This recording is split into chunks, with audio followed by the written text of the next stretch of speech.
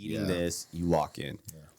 Why do you find it so difficult when it comes to the emotional domain? Because with food and fitness, everything I learn is you try to take emotion out of it. So all the stuff with that, it's like, screw your feelings. Those are going to lead you to the wrong path. You know what I mean? So for me, I stay to a plan and do it. But when it comes to other things, you know, different things set off different emotions, and different emotions will make you make different decisions. But ultimately, I hope that what you get from this experience is hearing that feedback loop. I truly just realized I hated myself to the core, honestly and truly. For me, it was if you didn't go to an exceptional college, you were pretty much an idiot.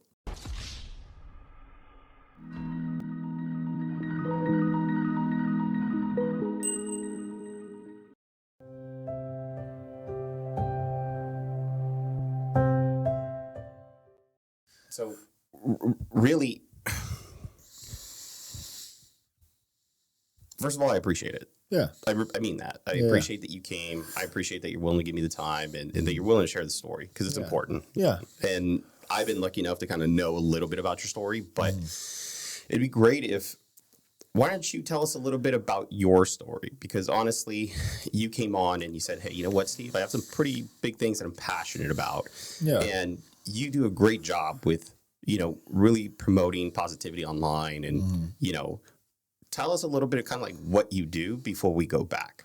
Okay, so right now I am a personal trainer, and I'm also trying to build my online business and start training people there because this year I launched a fitness app that I had been working on for a long time, and it does your nutrition, your workout plan. I designed all of it. I did the videos for all the exercises and everything. So it was one of those things I was really passionate about. I was working on for a while, and now I'm trying to bridge into that side of things with training. But I'm also a dietitian's assistant, and where I train people, it's a physical therapy practice. So I get to do kind of everything in that one place, which I really enjoy. So and that's what I enjoy about you. Yeah. I like that you're always kind of giving the positivity. Mm-hmm. Well, it's one of those things. I spent many years being a very negative person. And like, even though I was struggling all the time, I was still one of those people that still fed off of helping other people. So like, even in my darkest times, I was still, you know, it didn't matter how bad I was feeling, I'd still want no one else to feel like that. So now that I'm in a better place with myself, it's actually even easier to be more positive. So can you share a little bit of that story of basically how did you get to be here today? Okay. So how it kind of got with, well, I kind of started on the journey where I got to health and fitness and personal training and all that. So I've been playing sports since I could barely walk. It was one of those things. I've always been addicted to every sport. And then as you get older, you realize, okay, I need to start getting in the gym to get better at sports. So my junior year of high school, it was the first time I did not do a sport. I took the time off and I lifted just to get ready for football. And I was like, oh my gosh, I put on 20 pounds in 3 months. And it was the first time I ever dedicated time to that. And I was like, okay, sweet. But then right after that, I broke my femur. So basically all that 20 pounds went away like that. And that was, you know, a really hard time. But the hardest part about that was, you know, I kind of lost my identity for a little bit. And sports had been everything for me. And then it was like, okay. Can you go into what does that mean to you? Like, what does it mean to lose your identity? So it's kind of like everything I did was around sports. So then once I lost that, I didn't know who I was because I wasn't going to practice every day. I wasn't getting better at that. I wasn't working towards something. And then also I hadn't really accepted the fact yet that I wasn't going to be playing sports after high school. Because, you know, I went to a private school, nerd school. You know, I enjoyed stuff, but the reality is nobody there's going D1 or anything like that, you know? So was it just what you enjoyed doing, so it became the, like, this is what I do? Because in high school, I think that's what happens, right? You just kind of self-identify as whatever you're doing at the moment. Yeah, so to me, it was kind of like when you have that school spirit and school pride, it's kind of like you're doing it with your buddies, too. So for, like, football and all that stuff with me, it was always fun doing it with your boys. And I'd known these kids since third grade. We'd gone to school together since third grade till we graduated. So it was like, you know, you have that brotherhood with those guys. But me, I'm one of those people that, you know, one of my favorite quotes is do it with passion or not at all. And that's like what I bring into anything that I do. So if I'm going to do something, I'm going to do it. You know what I mean? And so that's what it is. It's my all when I'm doing something. So then you felt like you lost that identity and like what happens to you? Like when you lose identity, what does that look like in your world? So for me, it didn't last very long. It was one of those things, you know, I was kind of sitting there, didn't know who I was, but then I dove into the physical therapy side of things. So I basically, that summer, the doc said recovery is usually 3 to 6 months. So I go, okay, 3 months. That's what I heard. You know what I mean? And so I worked with a personal trainer 5 days a week and a physical therapist 5 days a week. So the physical therapist for an hour, and then right after an hour and a half with a personal trainer. I did that 5 days a week for that entire summer after I broke my femur. And then eventually I got to play in the very last football game, which was the state championship. I didn't get to play much, but I got to play a little bit and at least say I earned it, which was cool. And then I wrestled and then did track after that, after breaking the femur. And I got to see what physical therapy could do for someone. So I thought, when I was going off to school after that, I'll be a physical therapist or something like that. And then, I get to college and you want to talk about loss of identity. I didn't really know what to do at that point because I didn't realize how many decisions were made for me growing up until I got to college. And it was like, okay, now it's time for you to make every decision. What does that mean? Never done that. The way I look at it with like your life decisions, like for me, everything was just kind of scripted up until college. It was like, I go to private school. It's like, okay, everybody graduates, everybody goes to college. But I'll be honest, me at 18, I had no idea what I wanted to do. But is that really scripted, or do you feel like you're maybe using the word or term scripted as like that's what was expected of you? That's what was expected. That's what I mean by that. Okay. Yeah. And it's like, to me, I didn't think there was another option. And so getting older now, and I didn't end up finishing college because I ended up going down a different path at that point. So can we explore that a little bit? Because that's important to me. I didn't go to private school through high school, right? And of course, I think most people that don't have a lot of stories they hear or things of that nature. Can you explain what it feels like from a expectations perspective when you go to private school, whether it be parents, teachers, and I want you to speak more on like what you felt, not necessarily what it was. For me, it was if you didn't go to an exceptional college, you were pretty much an idiot. That's how it felt to me. So like kids at my school, if you went to UNLV, you were looked at as a moron. You're like, wow, that's how dumb you are. You're going there. Cause like we would do these, we'd get these little grants or like, we'd do these little scholastic things. And it'd be like, okay, well, like I think I was in middle school and took like the SAT or ACT because you were allowed to in some special thing. And it was like, okay, well, if you end up graduating high school, you're automatically into UNLV or like UNR. We got some stuff like that. So to me, I was like, if I could already go there in middle school, that's a stupid school. You know what I mean? Or like to me, I was like, how dumb is that? So that was like, at a private school, basically, you look at other things differently. But is that derived from you, meaning that's how you felt, or that was the culture of the school? That was the culture, right? That's what the culture was. I didn't feel like that, but at the same time, I really cared about what people thought back then. I think that's really important though to understand, because remember, I'm understanding your journey for the first time too, which I love. Mm-hmm. It's crazy to think the amount of pressure that you're already under for the sake of performing in an area that you don't even know if you want to perform. Yeah, I literally hated school. Like, this is how I explained. I actually was talking about this recently, like, because I was talking about food. I was like, food was always a nuisance to me because it got in the way of things like playing outside. But then I was relating that to school too. I liked school because of sports and my friends. I didn't like school because of school. Like, I hated academics. Like, I made sure my grades were good enough so I could play sports. I literally hated sitting in a classroom listening to someone talk to me like, now we're going to do this. Like, I can't stand school. Like, sitting there listening to someone talk to me like I'm stupid, I can't stand it. I'd rather learn hands-on. But, sorry, I kind of forgot where I was going. I think it's relevant because if we really think about it, here's this thing that you don't have passion for, not at because all. of how you started this, right? Of like what your kind of credo is. Yeah. And yet the expectation, whether it was self-imposed, we don't know yet. We'll talk about that. Whether it's maybe your parents had that for you, like, I think you got this, or it could be the culture that you were surrounded by because you went to a private school and maybe. Well, yeah, most likely culture because it's considered the best college preparatory school in the state. You know what I mean? So then we keep being told that over and over and over again. And you see kids in other grades going to Harvard and Yale and all these people that are alumni becoming doctors and lawyers and all this stuff. And to me, that never interested me at all. I never wanted to be a doctor or a lawyer. I was like, that sounds awful. I have to go to school for like another decade. That sounds like torture to me.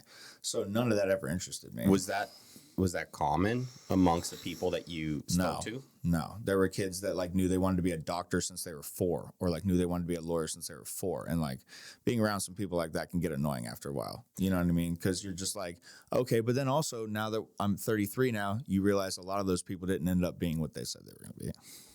That will come back to, because I think that's important. That's a big one for me. For you though, we're kind of there with you in high school. Yeah. For me, it seems difficult to understand that it's not just you and however your parents felt with you about the academics, but imagine the pressure from every single person that you were with.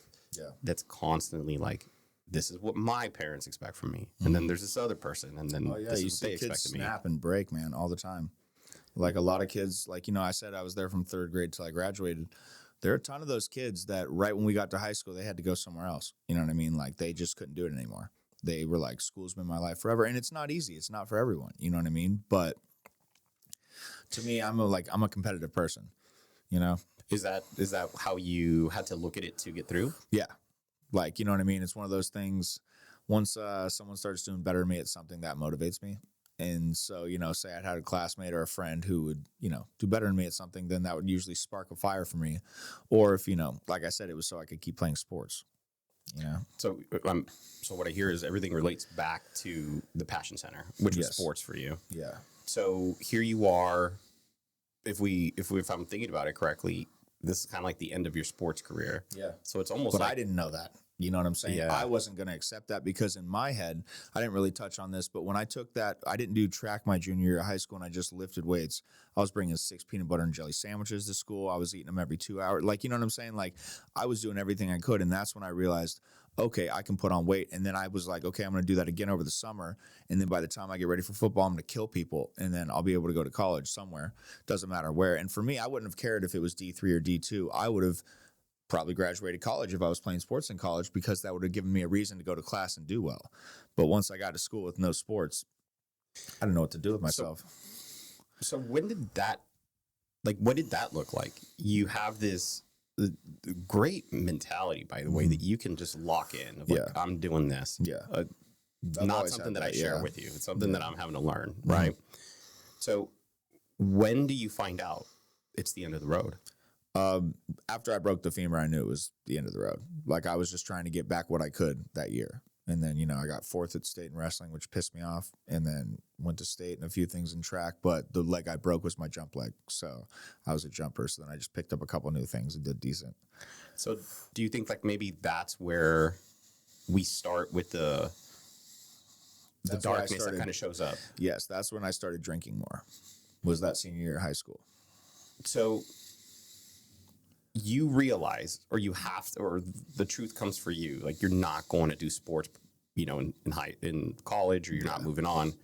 What does that feel like? Oh, dude, that was the worst feeling ever.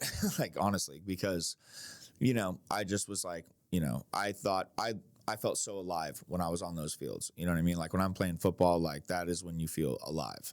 And like when I'm on the wrestling mat, like those feelings are, you can't do that in normal life. You know what I mean? So I get it with the older guys that are like, oh, I'll never forget those days back in high school. I'm not going to dwell on it like that, but I can say it's one of those things. I just found that stuff so exhilarating, and doing it with your boys. Like I was talking about the camaraderie with all of it. It's a special thing. And like me and my buddies, we won state my junior and senior year of high school. So having those memories together were pretty special. Do you think that, because you touched on this, and this is what's coming up for me, do you think that was more something that you enjoyed because that was how you got camaraderie, or at least that's how you felt it? A little bit. Yeah. Does that make sense? Like it does. It seems like that's where, if you don't have that outlet anywhere else in your life, then I don't care about school. Yeah. And that's what the gym became eventually, because that's what I turned to in college when I didn't have sports.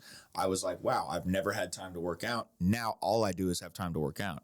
And that's actually when I started going to the gym all the time, was college, because I didn't have sports. So you see, that's good. Yeah. So you have that realization that you're just not going further. I'm assuming it's a little bit, it has to be very shocking to your system to say, you know what, it's the end of the road. Yeah. The camaraderie, all these good things that you received from it stop. Enter how what did you do to cope with that? Because that's what it sounds like it was. Started partying more because you're looking for a rush of some sort. Then you go to something like that and you find a new exhilarating experience.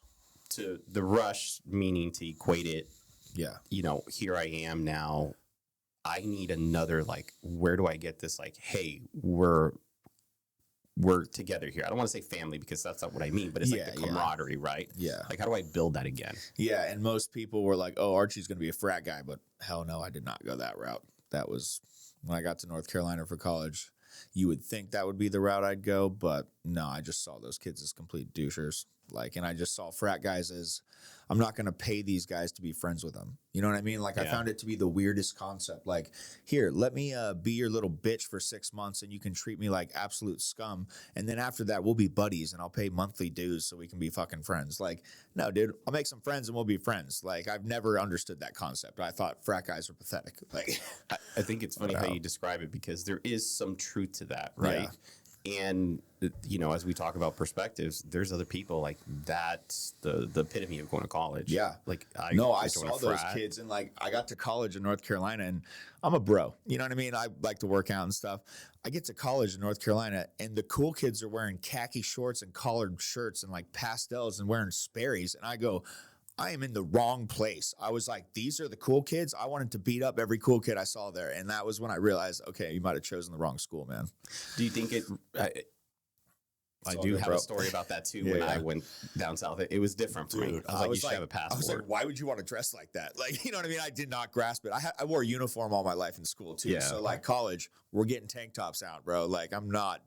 Dude, I couldn't believe it. So now you're in college. You understand that you don't have the sports. You said that you start turning to drinking to kind of cope. Where did you ever actually recognize then? It's like, where am I going to get this like sense of community for myself? I like playing beer pong a lot.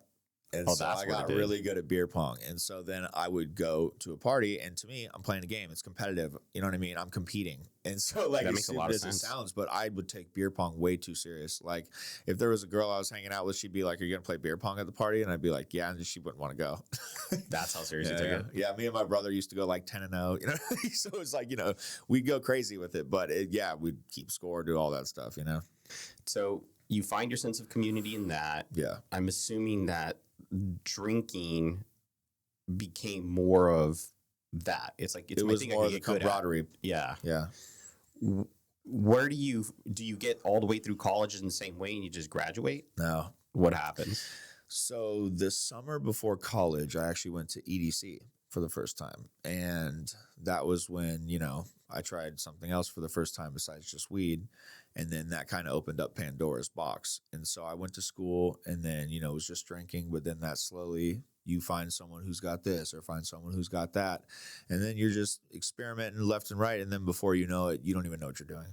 So you had the drinking, you started getting into other stuff. Yeah. What do you feel the other stuff did that was different than the drinking? Like why? It kind of numbed me from reality. You know what I mean? I didn't like my reality at the time. What is it that you didn't like? I hated school, like I told you. And so being at school didn't make sense to me because I still didn't know what I wanted to do. Like freshman year, sophomore year, junior year, I probably switched my major like 4 times because like I was like, I'll try this. Then I'll go head first into that and be like, I don't like that. Then try this. And nothing was clicking. But I went and did an internship in Connecticut one summer and I worked at a physical therapy place and they also did personal training. So I saw the physical therapy side of things and the personal training. And that's when I realized I liked personal training, not physical therapy. And that was kind of when I bit the bug there. I know I kind of got distracted there. No. This is all important because so this is how I see it at least, right? Yeah. Here's your path to seeking purpose. Yes. You're surrounded probably by a lot of people that all they tell you all day is like, I know what I'm going to do. Oh, yeah. And like they're all figuring it out. They're getting their internships. They're like, they know what's next. You know what I mean? And I never knew what was next. I was never a planner. And that was the hardest part for me because the girl I was dating in college, she was a planner and she had everything planned out. And like, I didn't realize how unplanned in life or like unprepared for life I was until I was around someone that was prepared for it. And I was just like, yeah, dude, my parents did so much for me growing up. Like, it's a bad thing. You know what I mean? Like, I'm not saying like, oh, they're so bad. They did so much for me. But you need to have kids do more for themselves sometimes because, you know, nowadays I feel like with Gen Z and stuff, we always talk about how they're over coddled too, but that's a different conversation. No, But yeah. let me write on that for a little bit because I love what you just said.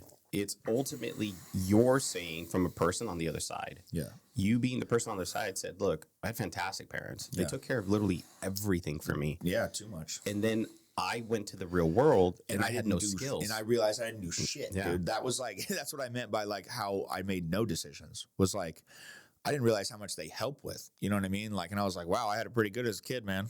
You know what I mean? Like I didn't even do laundry till I got to college. I'd never done laundry. Crazy? Because here's the difference between you and I. Yeah.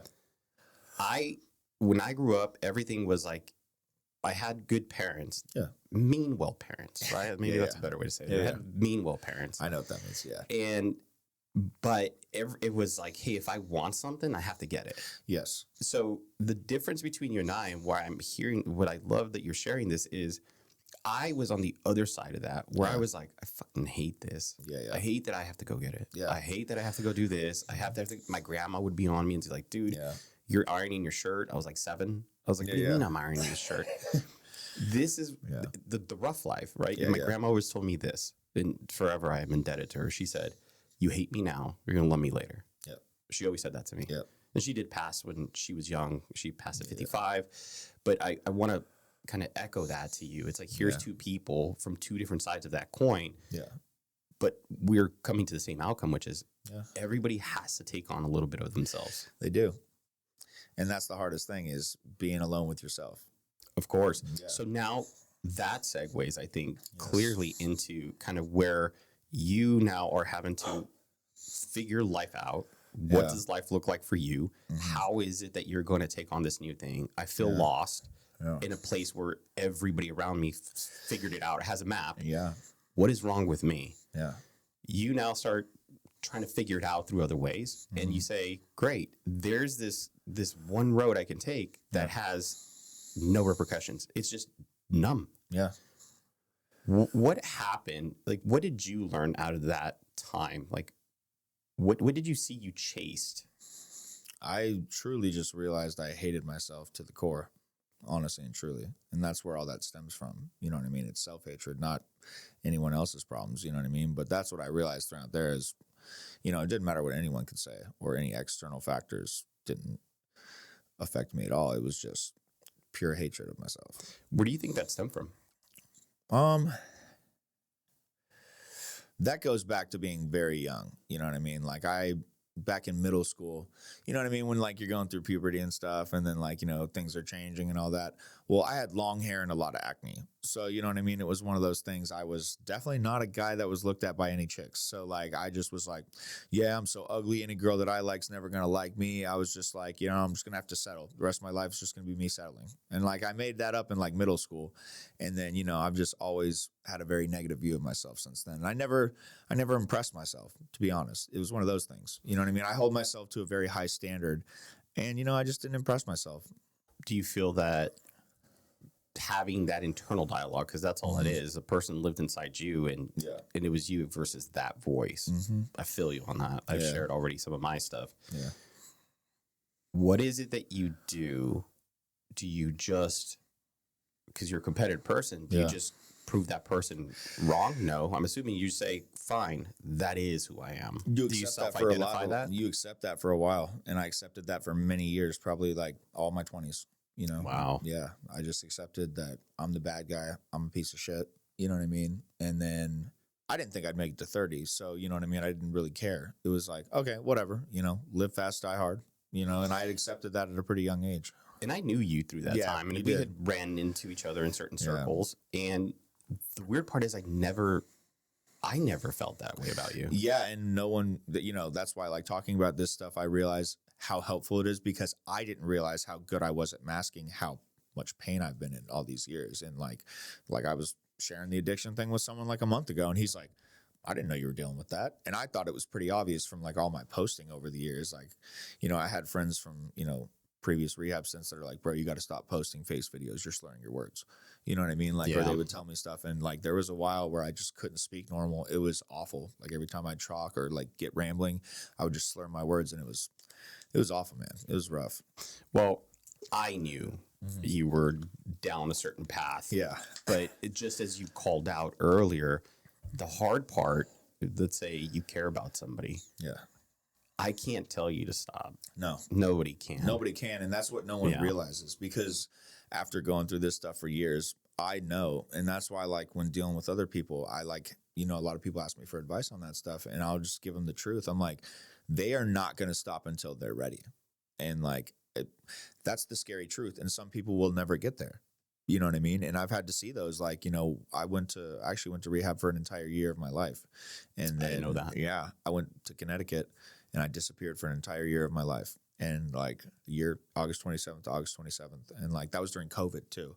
Whoa. Like, yeah, dude, I was back east and like I was working at IKEA, and then COVID hits and everything shuts down, and I'm in a sober house with a bunch of dudes, which was actually kind of nice because like I was there with interacting with people. So there were like 12 of us in a house, but like I learned a lot of amazing skills during that year. I wasn't perfect after that. You know, I was still struggling after that, but I will say that year did a lot of good for me. You're like the perfect person to talk to, because there's another person I want to get on the podcast to share their story, because they have a fantastic story. Yeah.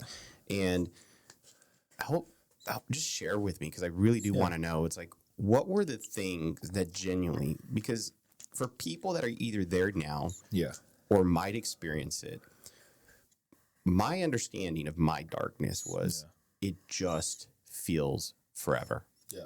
You can't see the light at the end. Yeah. So you kind of get lost to like, this is now. Yeah. This is it. Yeah. This is as good as it's going to get. Yeah. Yeah. So what does your path to finding light look like? You know, it's definitely not easy at all, I'll put it that way. But it's one of those things that even when you're not giving it quite your 100%, but you're still trying a little bit, you will get things out of it. You know what I mean? And that's why, like, you know, I had multiple rehab stints, and I didn't always give it my 100% at some of those, but I always learned more and more skills. And during that last one through the year, that was where I implemented a lot of good skills to get some more light out of it. And the way I look at it is you put more tools in your bag, you know what I mean? Like coping tools, you know what I mean? So it's one of those things. I pick up something from everything I do. I love watching, you know, documentaries on famous people or famous athletes and getting behind the mindset. I love getting behind the brain of these super hyper successful people and seeing what makes them drive. And so for me, over the years, I just started implementing more and more and more and more and more of those.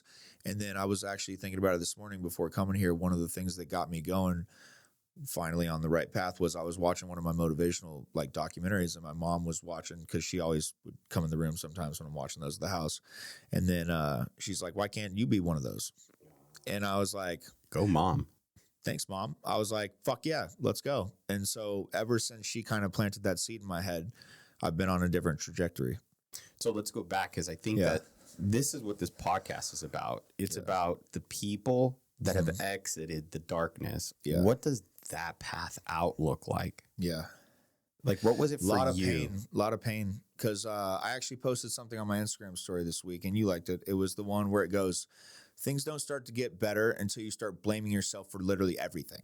And nobody wants to accept that. And that's actually why I have a really hard time hanging out with some people nowadays, because my circle is, I've ex-nayed like 99% of the people from my friend group. And that's how I had to get healthy. But it's one of those things that a lot of people love to play the blame game, and a lot of people refuse to take responsibility for their actions. And I find that in every walk of life. And I just hear people complaining about things, and I'm like, bro, you don't know real pain. Like, I've been in rehab, and I've been in all the AA meetings and the NA meetings, and I've heard some real pain. And I've seen some people who have been through, I can never talk about it. You know what I mean? It's one of those things. It's just like, you can't even believe it when you hear it. And then I hear people complaining about what they like to complain about, like their coffee's cold or this, that, and the other. And I'm like, shut up. Like, life's not that bad. You know what I mean? But getting out of the darkness, it's one of those things. You're going to keep getting pulled back to it. And then it's kind of like those people who go sober for 30 days, then they fuck up. Next time, 60 days, then they fuck up. You just have to keep trying, you know what I mean? And keep going and going until it'll eventually click. Have you actually ever looked at that, to take a moment, right? Because I loved how you explained that. That's why I liked it, because I thought it was great. I learned that from reading Jocko Willink's book, Extreme Ownership. Exactly. And to be honest, before that, everything for me was, I know, like, you should do something. Yeah. Right. Yeah. But when it came to me, I always had a Exactly. reason or excuse of why I like. We always do. You don't know me, but I know me, right? Yeah. That's Everyone the way loves we that hide. one. And I laugh at, as a trainer, I get a lot of that, you know? Yeah. Yeah. So that's why I love that you shared it, because ultimately change, Jacko was right. You was right. You change the things that you know you could change. Yes. If I see something better for you, I should share. Yeah. Hey, or I think you could do this better. Yeah. And that's it. The best quote for that I've been listening to that I love is, the progress you're lacking is in the work you're avoiding. Ooh, I like and so that. I put that in my training, because when I hear people go, I go, what exercise do you do? Oh, I do this one because I like it. You do it because you like it. I do what I do because I need to do it. So if I don't like it, I should probably be doing it, because that means I don't choose it that often. And everyone likes to run to the comfort, but it's all about being comfortable, being uncomfortable. And nobody wants to do that. And like, once I started taking all that stuff to heart, like Jocko, David Goggins, like Chris Willix, you know, all those people, like I listen to that stuff nonstop. And I have these motivational things I listen to during my cardio. Like some of them's like, why not you? Why can't you be the guy? Or like one of them's like, be delusional. It's only delusional until it happens. You know what I mean? And then people are like, oh, what'd you do? You know what I mean? But during the process, people are going to look at you like you're crazy. So look at that, because I love that you shared that. And now let's turn the light back on you. Yeah. What out of all those things were missing when you relapsed? What was missing was the ability to see the good in things, if that makes any sense. No, yeah, it does. So to me, I was able to finally get a hold of the sobriety when I started looking at things differently, because perspective and mindset's everything. So the way I look at it is, when something would happen, you know, most people, when they relapse, it goes into a bender. You know what I'm saying?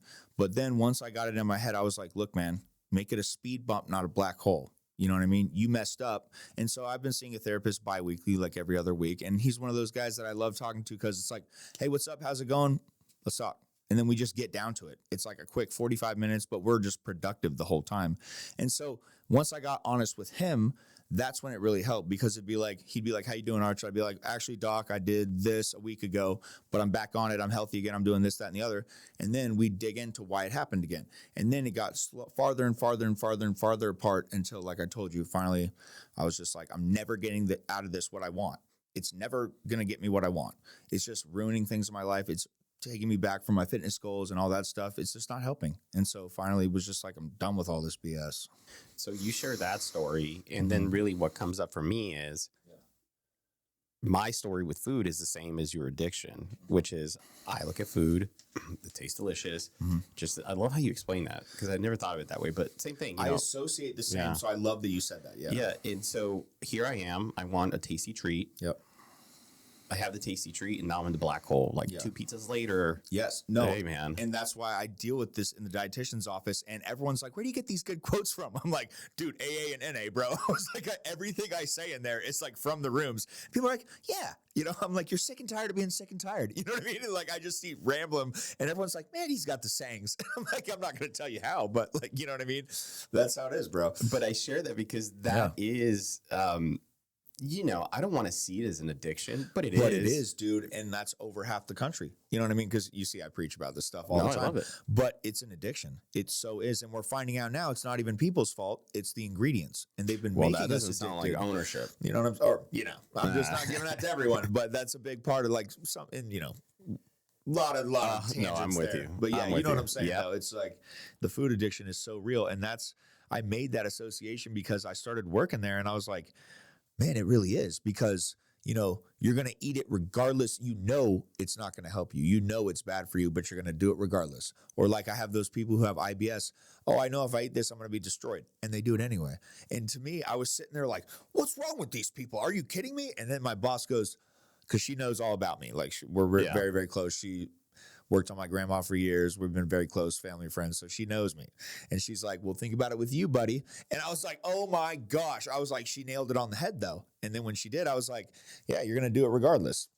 But that's why I'm saying this, because for anybody that might listen to this and be like, this Yeah. fucking dumb guy. Like, how couldn't you gotten it together? Like, you had your Yeah. parents, they took all the options, rehab, you know what I mean? Like if you look on paper, man, you should have fixed this a long time ago, bro. But it's not that simple. And you can give, it's like with trying to help people with fitness.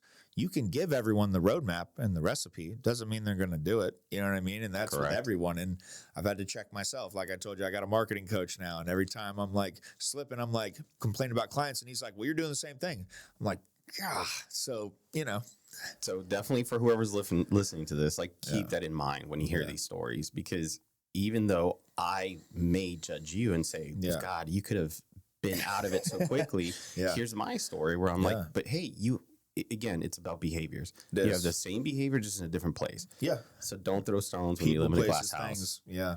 So this is why I say that. And I hope that you also resonate with that to say, look, guys, everybody has it. So just as you have energy with people when your clients do tell you certain things, you would say, oh, I got to remember, I understand the struggle that you're in. Yes.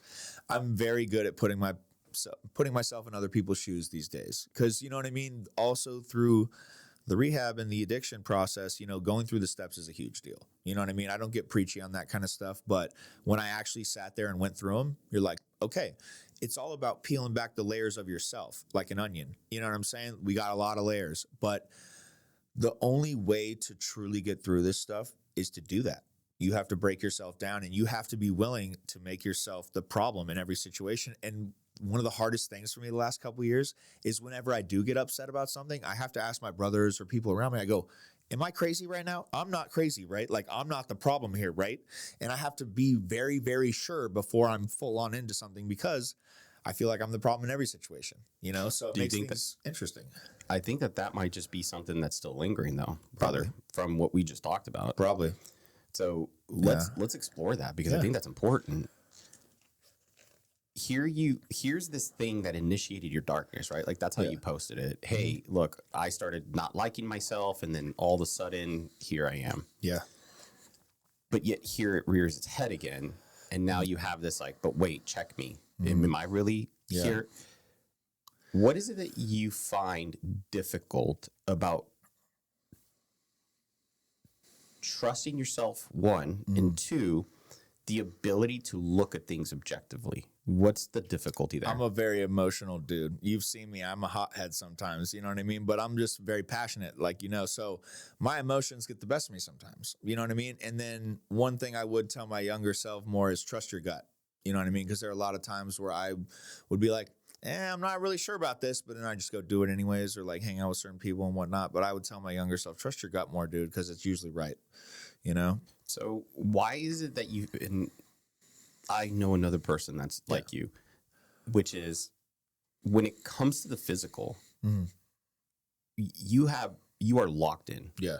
Like locked in. You can say, I'm doing this, I'm getting that, I'm eating this, you lock in. Yeah. Why do you find it so difficult when it comes to the emotional domain? Because with food and fitness, everything I learn is you try to take emotion out of it.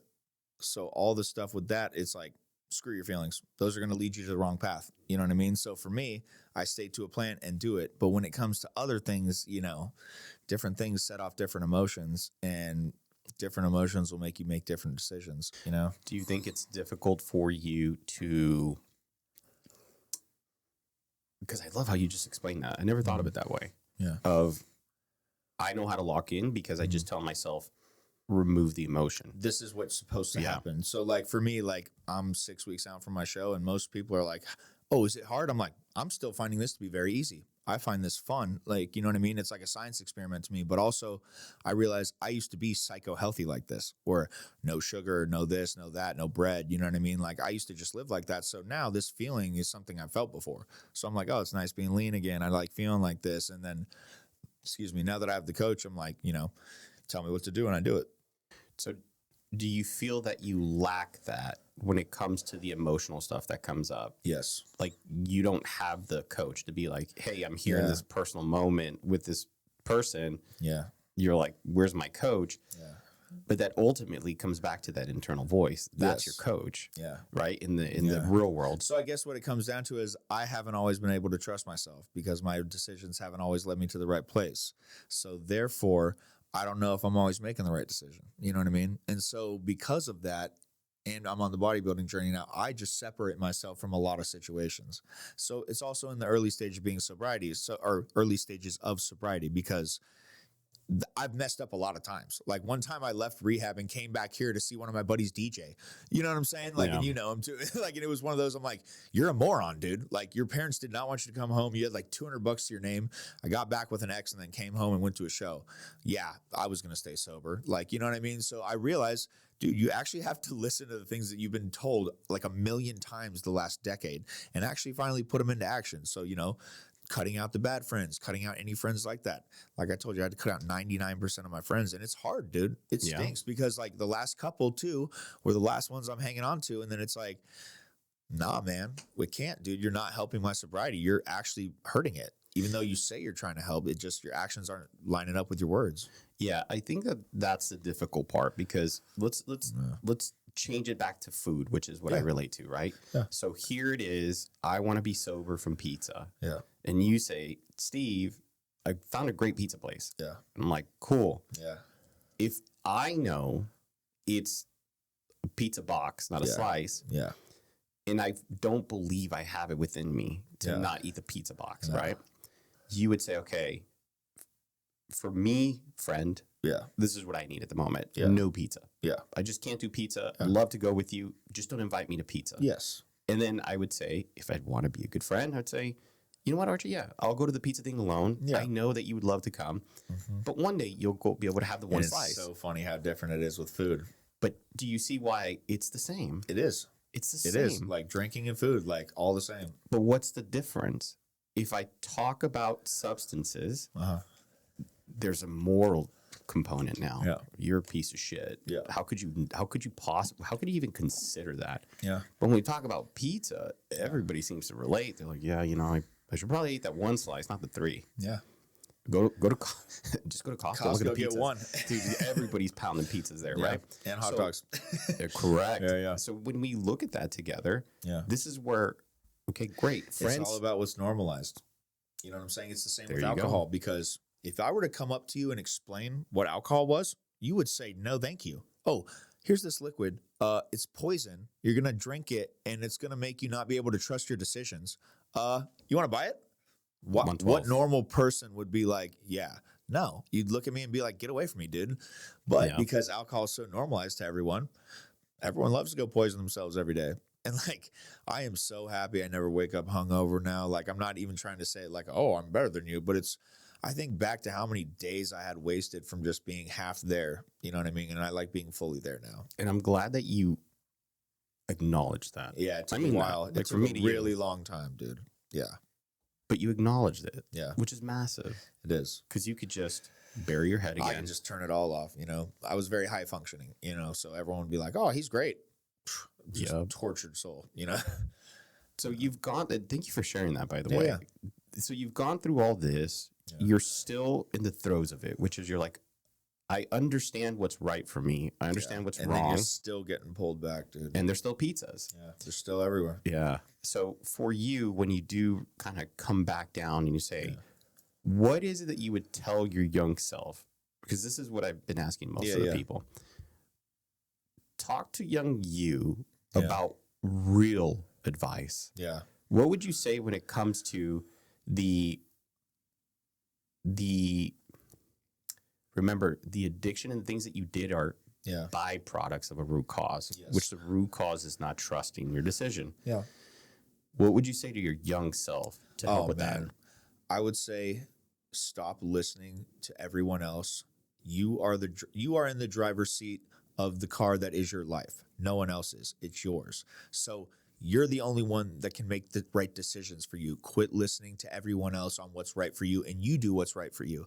Because I was always told what's right for me. I was never the one making that decision. So young me just didn't make decisions, dude. So like I would just tell young me, start making decisions for yourself, and then don't listen to anyone else, and just do what you think to your core is the right move.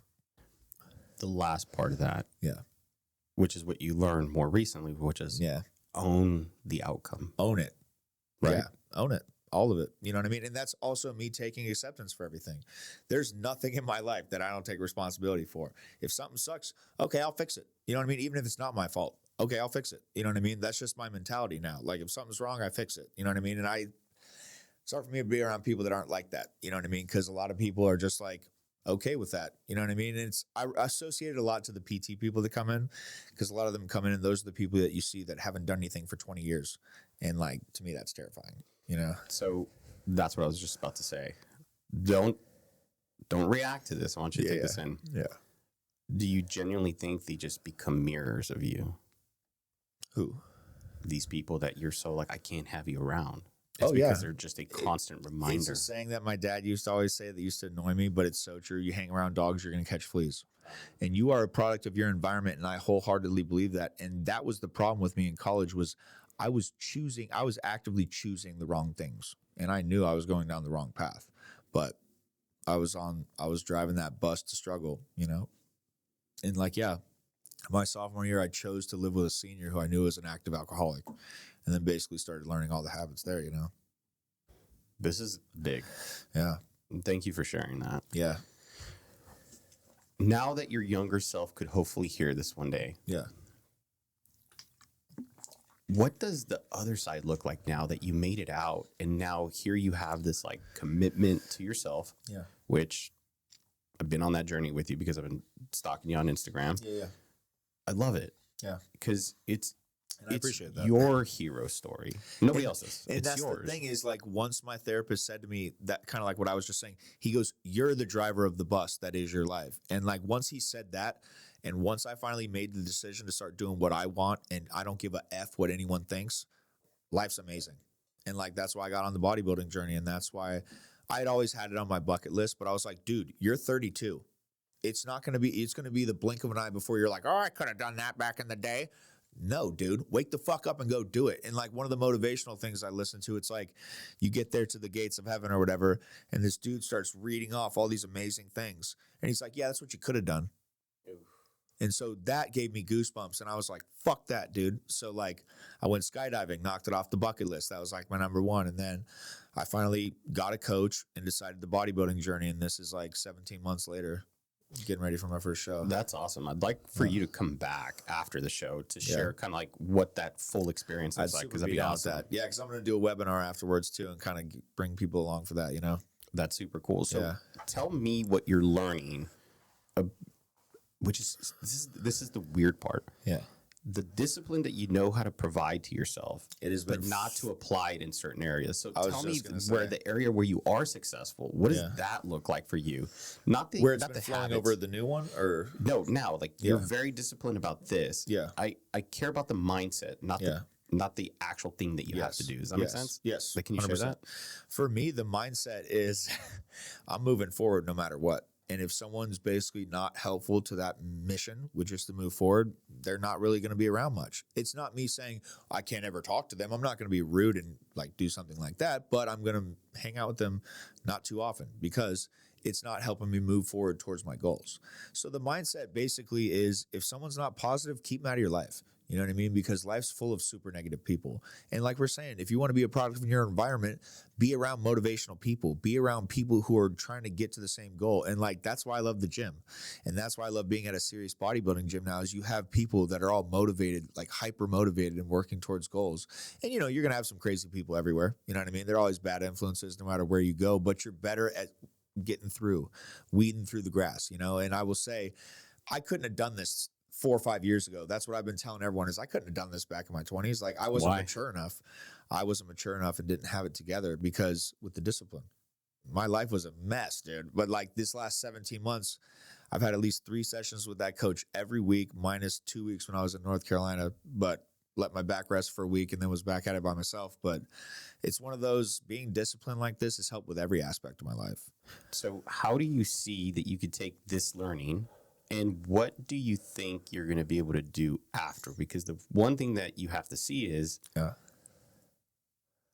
you can't not have a goal after this one. Yes. You track what I'm saying? Yeah. You always have to have a goal. Yeah. When you don't have a goal, this is like what I full-heartedly believe. A man with a purpose isn't like you cannot mess with that man. When there is a man that wakes up every day and has a goal and he's working towards that goal, you cannot mess with that man. And I feel like I'm always that man these days. Like I'm always going to have something I'm working towards. And what I think I'll get more out of this is I'll be better at my job with helping people in the transformation process. That's what I'm getting more out of this is I'm getting better at my job through it. I agree, because if we go back and let's say I'm your client and I start talking to you about my addiction to food, you are probably one of the few people that could say, look, I understand you. I do. And I have a client right now that's like, sorry to cut over you, but like I got this client right now. Her name's Sarah. And it's one of those clients that I get super enthusiastic about because her thinking's changing. That's what people don't understand. You're talking about mindset with me, and that's the hardest part is to get people's thinking to shift or the way they look at things. And she just texted me this morning. She's 18 pounds away from her goal, and that means it's like over 100 something. You know what I'm saying? So like we are knocking at the door and I'm like so excited, but it's like the most progress has been with her mindset. You know what I mean? When we talk about food, she's like, oh, I slipped up and had a cookie, but guess what? Went right back to it. Speed bump, not a black hole. Like I'm talking about with addiction, but the same with food. It's also, I learned the dopamine receptors, salt and sugar, they hit the same receptor. So I tried a little experiment where I was at home and I was craving sugar and then I went and had something salty and then it was gone. So there are little games I like to play like that. Yeah, they hit the same receptor. So next time you crave sugar or crave salt, hit the other one and see what happens. That's cool. I'm going to try that. So I like little experiments like that, you know? No, but this is great. So the reason why I wanted to talk about this is because here you are, and thank you for sharing it. You have these dark patches in your life. Yeah. You found the light at the end of that tunnel. Yeah. It seems like you're on your way to figuring out what it looks like to be in the light. Yeah. Right? Yes. And then you happen to have since childhood a passion in this fitness area, right? Yeah. So you're within your passion center. Yeah. Right, which is important. Mm-hmm. And two, you now have a lot of experience to help the people. That's the coolest part. Does that make sense? Like how it comes together? It actually is the best part because I laugh now because when I was younger, I didn't understand when people are like, oh, I'm not going to hire that trainer. She's only 21. You got no life experience at 21, bro. What do we know about hurt and pain and life and kids? Like we don't know any of that at 21. So like when I was a young trainer, I didn't know anything. But now that I've been through like actual life and hard stuff in life and had to apply staying healthy and fit and all that, it makes me better at being a trainer and understanding people. So one of the things that I think that I'm not sure if you think of it this way, but I would say it to you is you have the experience now to meet people where they are. Yes. Yes. And I love that. And that's why I love the transformation process because it's like I listen to this one guy and he goes, go into a doctor's office and see if they have any transformation photos. You won't because they want everyone sick and coming back. Yeah. I like the people that actually get people better. And that's also why I'm a little judgy with some trainers because I'll see some trainers who have a client. They've had a client for 5 years and the client looks no different. What is that, dude? You're not doing your job. You know what I mean? Or like you need to be doing a better job. So I take my job very serious, but at the same, and I try not to be judgy of others like that. But it's one of those things when it comes to your health and fitness, it's a very serious thing. So I take it very serious. And when I have someone else that's willing to ask me to help them on that journey, I want to give them the best job I can. I think that you saying that shows your commitment to the people that you train and you came here and you shared about your commitment to yourself, right? Yeah. What are you noticing? And because I like that you touched on this is great. There's the trainer portion of you, right? That understands health. You try to relay your information, blah, blah, blah, just like you did right now with the sugar salt thing. But do you recognize that in order to be a great trainer, you now jump that cusp and you're like now into 100%. Helping them understand their mindset. 100%. And that's why with the podcast today, I was like, this is perfect for what I'm going for in the name and everything when I was watching this morning, because everything in life is mindset. You know what I mean? Like we were touching on earlier. And once I had to apply that to everything in my life, then I realized because most people have no idea about my past. They're like, you're such a nice guy. Like I had a client, I told my brothers about this because they were dying. I was like telling her I got mad about something. She's like, I can't picture you getting mad. I was like, oh my God. I was like, I'm going to tell my brothers and they're going to be like, are you serious? And so like when I'm around some clients, I'm just radiating positivity and like excitement because I love getting in there and doing that stuff. You know what I mean? And it excites me. But, you know, and it's also when you're doing what you love and you're doing your passion, it's not really work. You know what I mean? And it's true, man. Like, so now that you've kind of come full circle, which is weird. I never knew that about you, but it's so cool of how like your passion center ended up being your true North Star. Yes, it's getting me on the right path too. Yeah. Yeah. So now that you have all that, like, what is it for you that you see for like your next goals? Like, what do you have in mind that hopefully fall also in other domains, right? Not just this, because I know that you're going to continue doing this. Yeah. You're going to continue, hopefully, pick up clients that are going to come to you for those reasons. It's like, there's a guy that understands. Yes. He gets it. You know and that's what I want people to know. And that's why with my clients, it's more quality over quantity, you know? Yeah. And I mean, also because of the commitment that you're willing to give your clients, I think that you're going to have to expect a little bit of that back. Yeah. You're going to have to be clear with your clients. Like, look, I can't just take you for the sake of the hour. I need to see the same commitment because you're getting the 100% of me. Yes. So 100%. And that's been a hard thing with some people, you know, because not everyone's willing to give that 100%. But it gives me a better perspective of where I maybe need to help them a little more because I take it as a challenge. I don't look at that as like, I'm well, we know, right? You shared. Yeah. I take it as a challenge. I'm like, I'm going to change it because like, I'm that extrovert. Whenever I see an introvert and everyone's like, oh, I never know what's going on with him. I'm like, what are you thinking, dude? I'm like, let's go figure out what's in your head, you know? Because like, there's always something cool going on. You know what I mean? So like, peel back the layers and learn a little bit more about people. So that's why I jokingly say I'm kind of like a therapist because I'm finding out what makes you tick.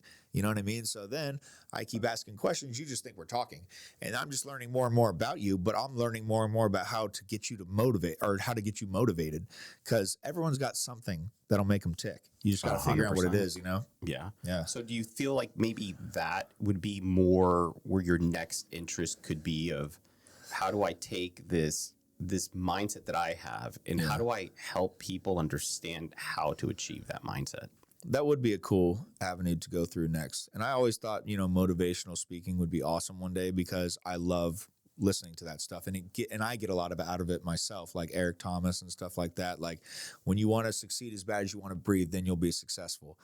I used to listen to that every morning and cry. You know what I'm saying? Like I used to listen to some stuff like that and just, I would cry, let it out, start the day. You know what I mean? So if I could have that effect on someone, that would be awesome. Well, one of the great things that at least other people that have come on here have shared with me is the feedback they get from once they see the podcast and other people see it. It's like, it's your gift. Now, feedback is feedback. It's neither good nor bad. So just bear with feedback, it. Right. Yeah. But ultimately, I hope that what you get from this experience is hearing that feedback loop of understanding. Hopefully people reach out to you and say, look, man, this is how you've affected my life, hopefully in a positive way. Yeah. And you may get some people that say, hey, this is how you affected me negatively. Yeah. You would have to take both of those and say, look. And I would be able to nowadays, you know. I would not in the past. Correct. In the past, I'd be ready to fight someone over the negative. You know what I mean? And I would take it all personal. But it's just, you're just taking it how you're taking it. You know what I mean? Which is great. Good or bad. Yeah. Yeah. I'm really happy, man. Thank you so much for like doing this. I mean that. Yeah. Thanks for sharing because it's hard. And that's what I was telling you. Like it's hard about getting people on here. It's like a lot of people don't like sharing. Yeah. And once I posted the transformation post, what was that, last week or the week before? Once I got the feedback from that and how liberating that felt, to be honest about it. Because like I said earlier in this discussion, I didn't realize how many people didn't know how much crap I was going through. I figured because of social media and how stupid I was with my posting, I figured everyone knew like, oh, here's Archie again, just being a moron. But that wasn't the case. So then I realized, okay, I do need to get this message out because there are a lot of people that see me and think I'm Mr. Perfect. And I can tell you that is the most wrong thing you've ever, like, you are so incorrect with that because I am Mr. Not Perfect. But I can tell you I'm Mr. Perfect when it comes to, you know, not quitting. Like I can tell you there's no one that'll not quit. No one who's more stubborn than me. I'm as stubborn as you can get. But like, if I believe in something, I'll do it. You know what I mean? And like to a fault. I think that's the perfect word for you. Yes. Stubborn. I'm very stubborn. Yeah. One of the things I'd like, first of all, I want you to come back and let's talk about your journey. Cause I want to know what that, I want you to share what that's like. I think these next 6 weeks are going to teach me a lot about myself. So I'm very interested and excited. And I also would like for you to come back and for us to have an open conversation about the not trusting. Yeah. It might be a little tougher, but I think that if I know I got trust issues. Yeah. I think that if you, hopefully with me, and again, it doesn't have to be on the pod, like just come through the crib. Yeah. Whatever it is you need, I would love to have that conversation. Yeah. you decide whether it's something that you're open to sharing. And if not, I'd still like to have the conversation anyway, regardless, personally, because I feel that the more somebody could create a space for you to explore the very negative thoughts that come up without telling you, you shouldn't say that. Yeah. It's like, cool. Why do you say that? Why does the negative self-talk pop up? Why? Why does it go that direction? Correct. Yeah. Again, think about it from both ways. Yeah. The reason is I think there's a lot there for you. Yeah. And this is the feedback that I received the other day is not a lot of people create a safe space to explore thoughts. It's true. Because either they judge you, they believe that you shouldn't have done it. Ego. That's what I was going to say. People aren't really, like you said, people don't want to be their authentic self, and that's the hardest thing. And that's also why I have a hard time hanging out with people, because I can't handle the bullshit. Like when people start with their fake bullshit, I'm like, you know what, dude? Bye. Like, I don't want to be around you, dude. Just be a real person. And it's not me saying I'm holding you to some high standard. Just be authentic. Just be yourself. Just be real. If you messed up, sorry, dude, I was just stressed. Like, you know what I mean? Like when you got those people that always have a story for everything or always a grandiose excuse. I'm like, you know, dude, save your fucking life for someone else. Like, I really don't care. Like, if we're homies, just be like, you know. But what is it? Why do you feel it's funny because as you're describing this, why do you have so much energy with it? With that one, because it was kind of like when I realized how fake people were being to me. Like when things were really that bad and people weren't telling me to my face, like how bad I was being, you know, and then I'd have a couple, like my brother Thomas, he's always been able to talk to me in that tone to snap me back. Like most people would be terrified to talk to me like that, but he knows when he talks like that, I'm like, oh man, he's being serious now. And like when he says stuff to me harshly like that, I take it to heart and like I usually react after that. You know Do you think maybe there's just maybe a level of respect you have for him that maybe you don't have for, not that you don't have for people, but ultimately other people haven't earned that? Yes. Other people haven't earned it yet. Yeah. You know what I mean? Yeah. 100%. Okay. That makes sense that you would have energy towards it. Yeah. Yeah. Well, it's also one of those, that goes down a different rabbit hole. That's like a parent thing. You know what I mean? Everything goes back to parents. Yeah. Now, for anybody listening, or if your parents listen to this, you have to understand, and this is what I tell people. I say, most parents never raise humans. They raise babies. Well, I was listening to this on one of yours this morning that actually played on this. And it's like you said, most adults or parents haven't even had the time to figure themselves out. They just became parents. And then they're now 60, 70, and then what they're supposed to figure it out now. And I mean, it's like I say with fitness, it's never too late. So therefore, why would I say it's ever too late with that? Correct. But when you said that, that struck home with me because I'm like, you're right. Because they weren't told to do any of that crap. You know what I mean? You are the way you are. And that is hard to deal with. Because like I told you, after all the therapy and all the peeling back of the layers I've done, it's really hard to handle some people of that generation just because the way I see it is they're just cool being whatever, you know, or not being whatever, but being the way that they are. You know, can't teach an old dog new tricks, you know? Back to Archie in high school. Yeah. There are certain social expectations of them that they were trying to meet. So you see how this is like these cycles continuously repeat themselves. Cycle. Yeah. And you don't understand it until you start talking about it, but then you also see how next to impossible it is to break out of it for them. You know what I mean? At least that's my thoughts on them. No, I agree. Because it's like you said, societal standards, and then you try to be different. Oh, blah, blah, blah. You know, think about peer pressure. We've all fallen to peer pressure in some way, you know? Of course. Yeah. So again, with that, I think we'll end it there because I'm going to talk to you forever, and I want you to be comfortable going into the places that we would end up touching. But with that, do you want to share just like where people can find you? Like if people listen to this and are like, hey man, I want to get my shit together. I would love to both mind and body, right? Like to say, because I am more mindset than I realized. Yeah. But my Instagram is LGR Fitness. It stands for Let's Get Roughy. So it's like my little joke, you know what I mean? Like, let's get roughy with your workout. Let's get roughy with your diet. Or I actually have a website, getrufty.com, GETRUFTY.com. That's where I do all my online training and whatnot. And then also you can download the app. I'll show you how to do that, but it's not through the App Store. I'm not that cool yet, but there's a way to do it. But and then my Facebook is Archie Ruffy III. So if anyone's interested, check me out on Instagram or Facebook. And if you want to train, I would be more than happy to set up a call and talk to you. Thank you, brother. I appreciate it. Hey, thank you, man.